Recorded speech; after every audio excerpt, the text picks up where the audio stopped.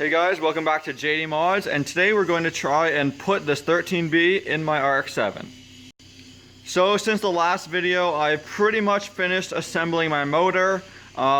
This isn't the order I did it in, but as you can see, I got the transmission on with a new OEM pressure plate and an ACT clutch that I mentioned before. I got all my turbos on, intake, and all the accessories on the front. As you might be able to tell, it's fairly stock setup. I'm running parallel or non-sequential turbos. I did an air pump delete. You can see the aftermarket pulleys here.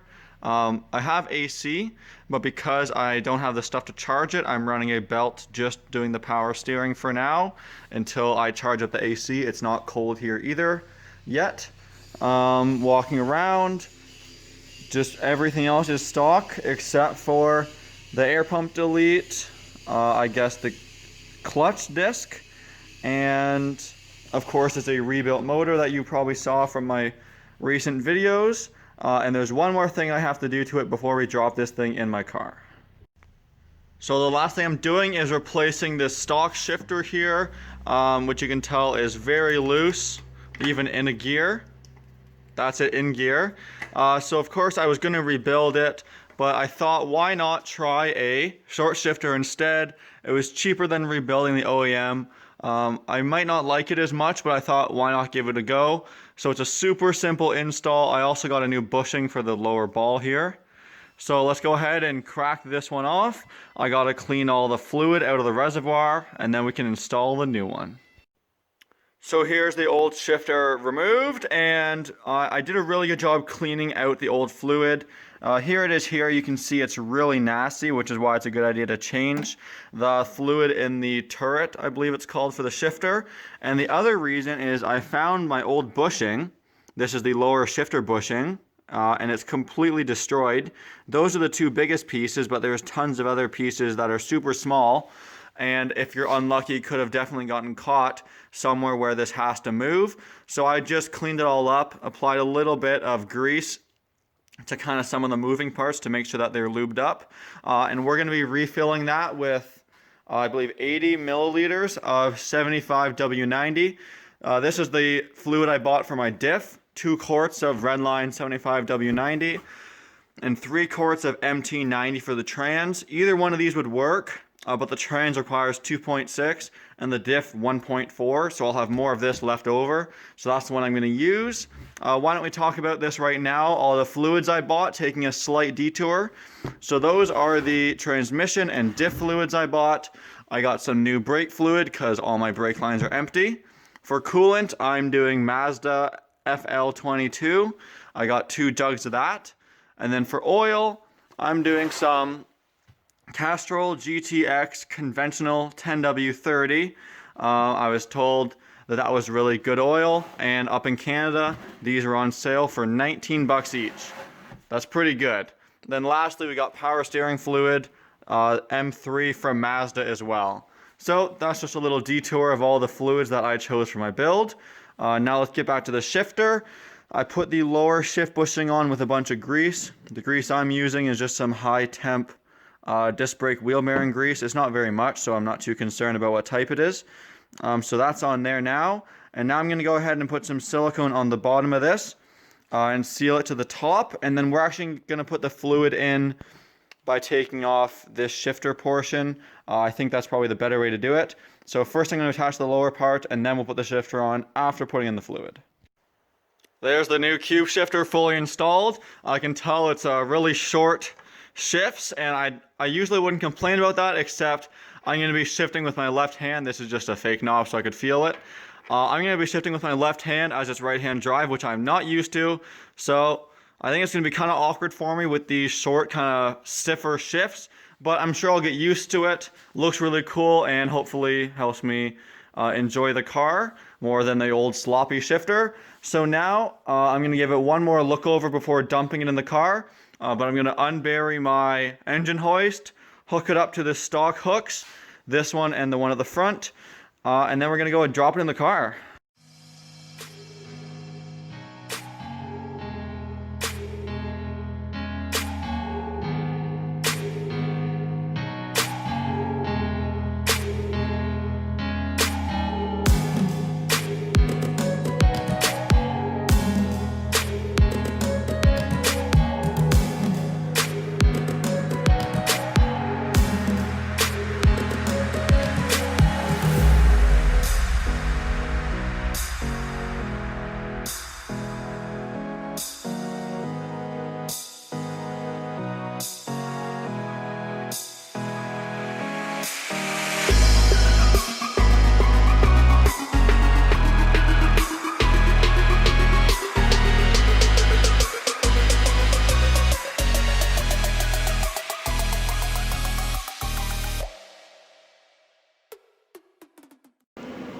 There's the motor happily in the engine bay. Went in fairly easily. It takes a little bit of finagling to get the 2 front bolts in, but it's in. Nothing's connected. All I did was the power plant frame bolting to the diff, so that is all good. And now we are ready to start installing some other stuff. I'm gonna make this video pretty quick because it's not super exciting, but I'll walk you through what we're installing. We got our AC lines, power steering OEM cooler, and the high pressure line. And then here we have a dual oil cooler setup. I believe it's all there. I just got to clean it all up. And I needed to order 1 more banjo bolt for it. My drive shaft still has to be installed. I had to order 4 new bolts for it. We've got the tunnel braces, the battery setup. We got the intake with all the intercooler pipes, air separator tank, I believe that's called. A couple more vacuum lines in here. Over here we have the throttle cable, the rad hoses, heat shield, and of course the ECU.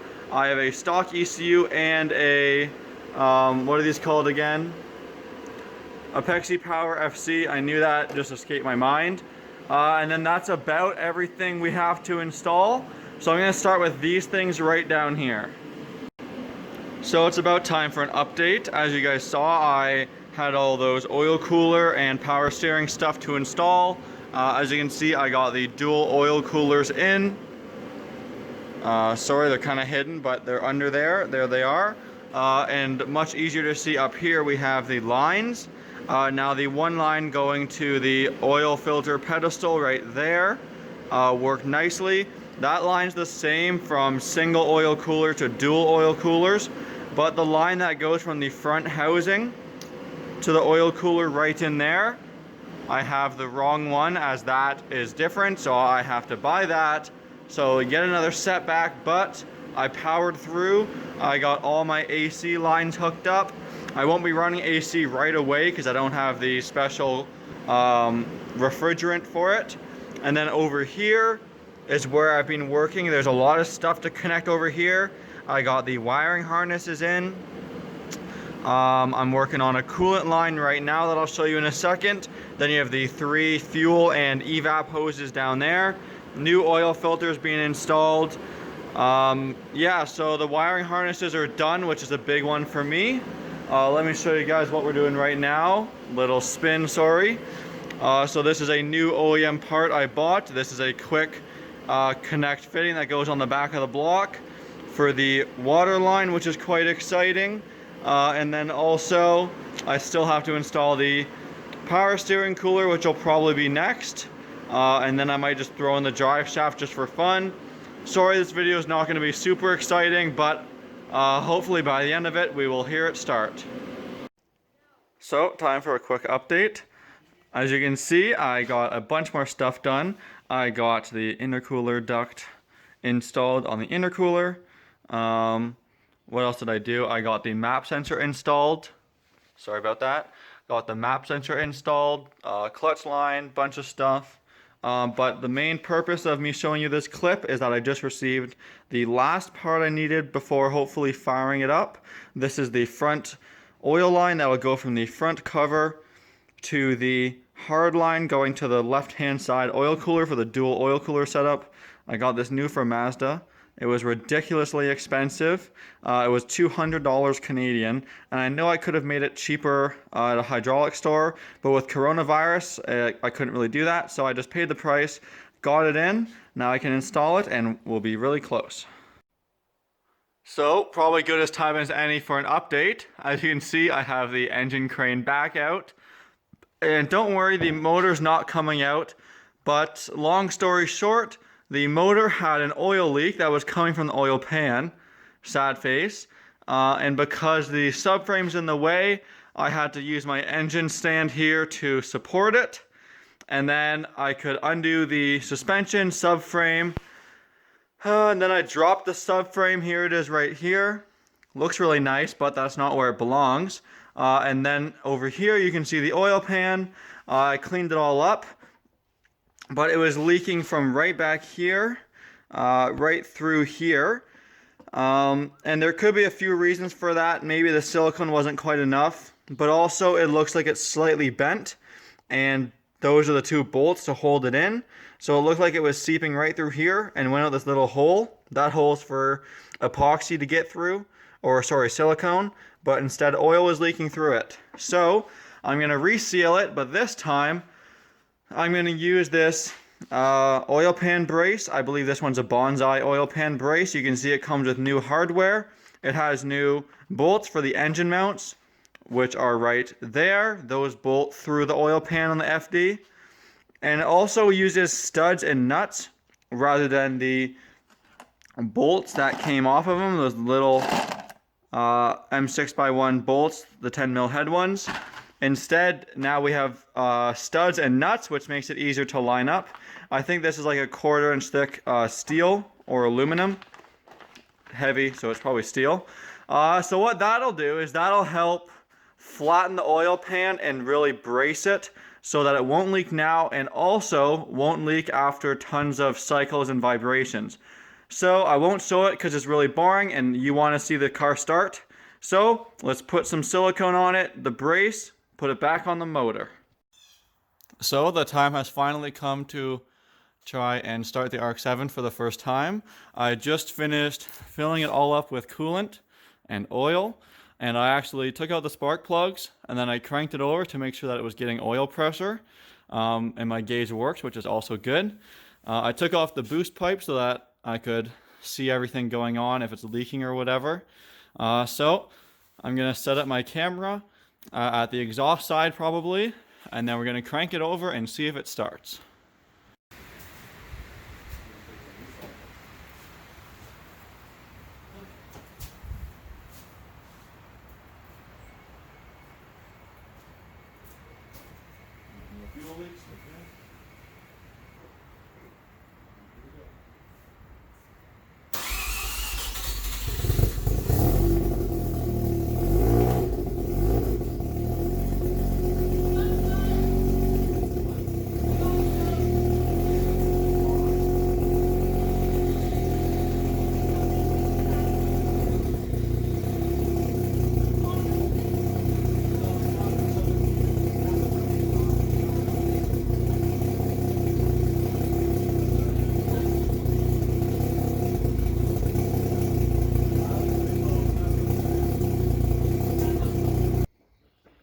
So there's the RX7's first startup.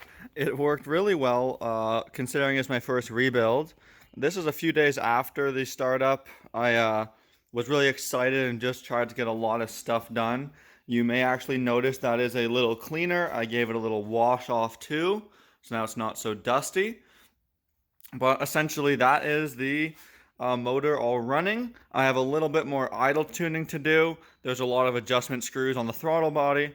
But I'm going to stop this video right here as it's already been super long. And then the next video you're going to see about this car will probably be me driving it. And then modification-wise, I still have to paint the front bumper. And there's a couple little things to do, but it's amazing that this car is almost done. It's come a long, long way. I'm hoping to also make a video of the entire car's timeline from start to finish. Should be kind of interesting. But if you like this video, please hit the like button and subscribe for more content. Thanks for watching.